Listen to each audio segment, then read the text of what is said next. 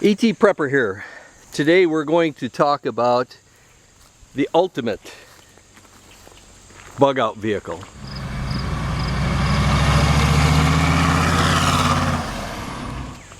First, why do you want a bug out vehicle? Isn't your house good enough? Or, like the birds flying away,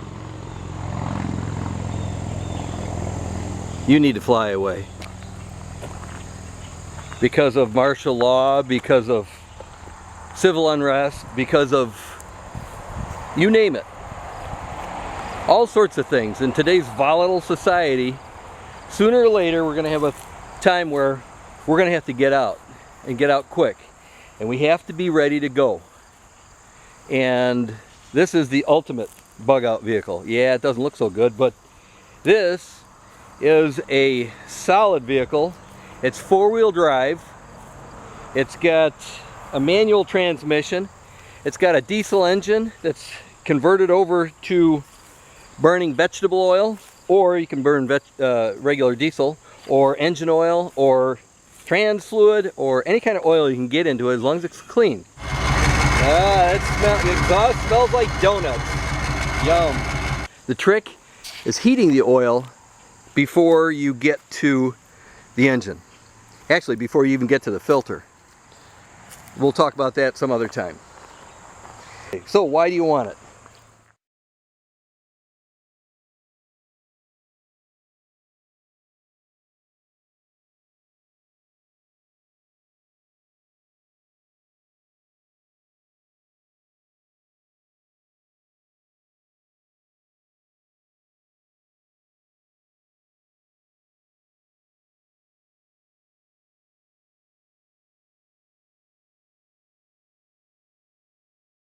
Alright, let's look inside, see what we got. Mechanically injected diesel, turbo diesel, a GM diesel. It's got good strong power, and it's connected to an MD45 transmission, manual transmission. There are no electronics on this thing. The trick is to always have fuel and have a machine that's going to fire right up and go. Kind of like that. This thing is ready to go. Well, it'll go through whatever I need it to go through. Plenty of room inside in the back. There's the veggie oil tank. And the other one, that's underneath, like it's a stock tank. There's plenty of space. There's a back seat that goes in there. Batteries underneath here.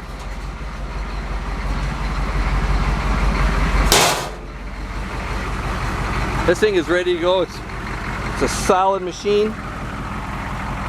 Ideally, you have a limited slip differential in back and an air locker in front, or a locker in back and air locker in front.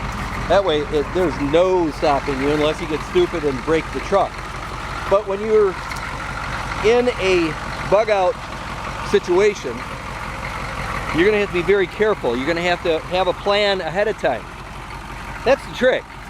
You need a plan. You can't just have an awesome vehicle like this and have no plan. If you don't have a plan, don't even bother. You got to know where you're going, where you're going to get your fuel, how many miles, where the people are going to meet you, everything else. So there's a lot of factors, but the main factor is having a vehicle that'll get you to go wherever you want it to go. One of the reasons why I specify mechanically injected engines, diesel. As diesel, you've got your choice of fuels. If you got a gas, you got to burn gas. And guess what? You're under the thumb. They got to supply it. Somebody's got to supply it, or you have to have your complete supply yourself.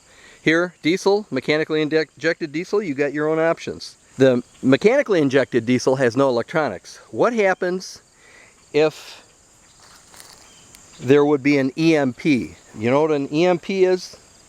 An EMP can either come from the sun or from unnatural forces like a nuke over Nebraska that wipes out the whole country in 1 second. Basically, the electronics are fried. Everything, cell phones, everything shuts down. I can't imagine something that massive will ever strike us, but something on a smaller scale, absolutely. Right now we're in the midst of sunspots, and they release EMPs on a smaller scale. Years ago there was in 1859, the wires, the telegraph wires, actually burnt because of a EMP from the sun. That's why no electronics. So it's going to fire up and go whenever ever I need it to go. And wherever I need to go, I'm going to get there.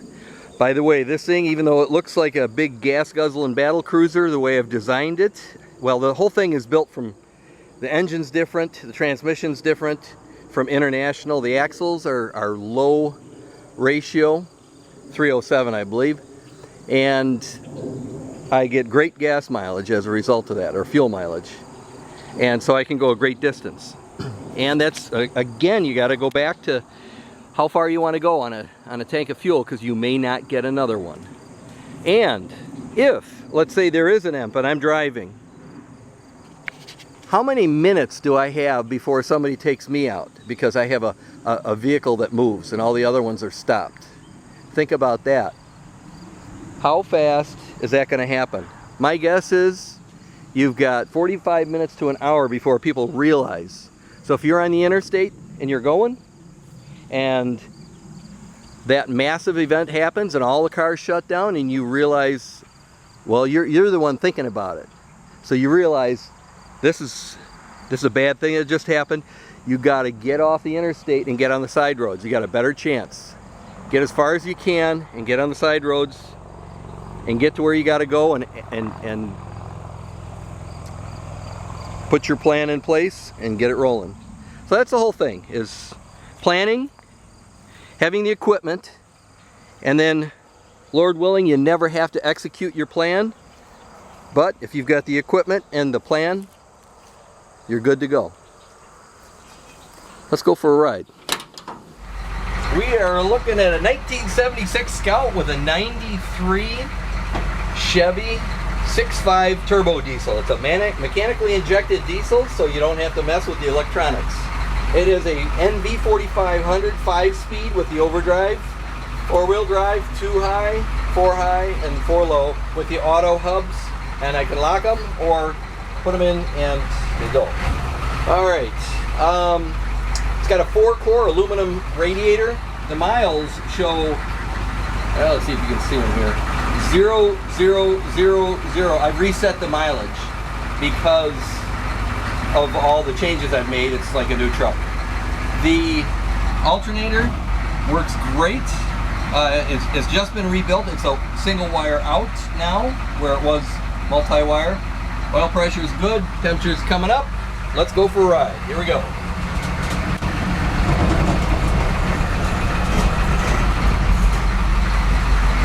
Kind of nice out here today. Actually, it's beautiful. Here we go.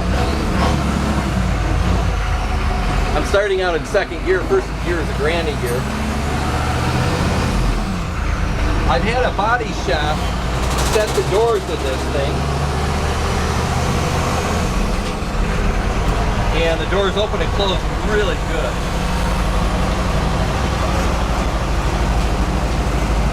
Alright, here we go.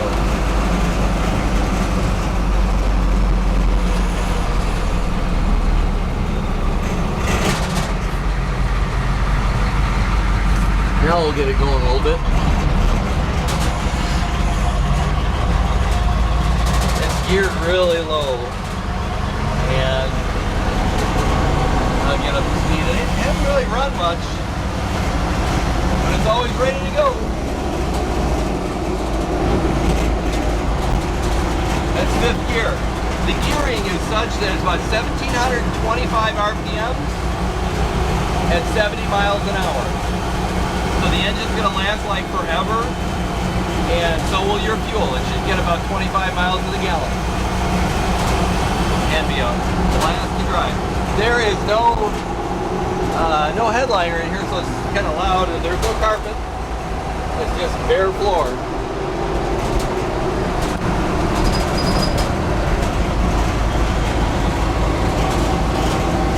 Goes down the road real nice.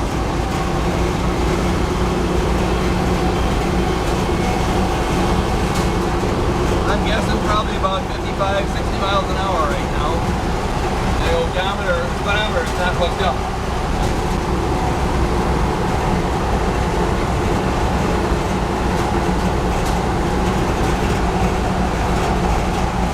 Well, there you have it. Got the brakes. That's all you got. Brakes, the transmission, and engine. Oh, this is fun to drive.